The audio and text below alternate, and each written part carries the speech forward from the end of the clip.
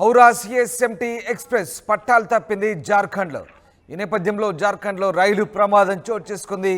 ఒకరు మృతి చెందారు, 40 మందికి గాయాలైనట్టుగా తెలుస్తోంది. గాయపడ్డ వారిని సమీపంలో ఉన్నటువంటి ఆసుపత్రుల్లో చేర్పించి చికిత్స అందిస్తున్నట్టుగా తెలుస్తోంది.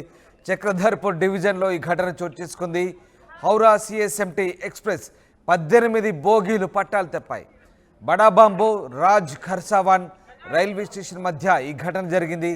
పట్టాలు తప్పి మరో ట్రాక్ పైకి గూడ్స్ రైల్ బోగీలు ఒరిగాయి.